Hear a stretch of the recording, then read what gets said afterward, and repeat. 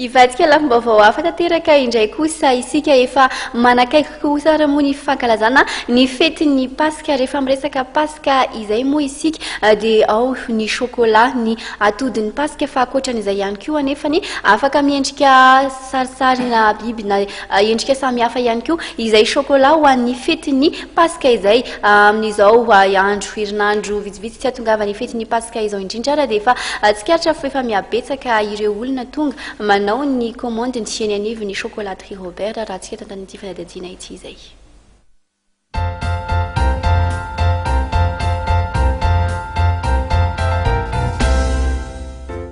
Anisan'ny hahafantaran'ny be sy ny maro ny vokatra toy ny sôkôla ny fetin'ny Paska. Tsy afa-misaraka indrindra amin'ity fety ity ny sôkôla, indrindra fa ireo miendrika atody tsy misy karazana sôkôla mifono ao anatiny. Na dia tsy mbola tonga tanteraka azy izany fety izany dia efa hita betsaka sahady ireo mpanjifa ny tonga eny amin'ny toeram-pivarotana misy ny chocolaterie Robert nanao commande na sôkôla.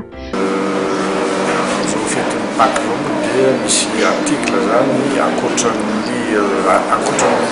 zavatra efa amidiny isan'andro dia misy ny article Paska sahala hoe tronc, œuf, cloche, isan-karazany misy dia karazany zany atao hoe zany zay hitanareo amin'izao sary hitanareo amin'izao nasionaire na masaka fazy moa dia hoe article tsy hita zany efa tsy amin'ny maka ihany zany tsy maintsy manome fahafaham-po zany manao mpanjifa zany misokatra amin'ny hiditra amin'ny zany zay misy magasin anankitelo zany eto Antananarivo zany dia fidirana moa zany dia araina no stock tsy mijanona raha tsy amin'ny misasiny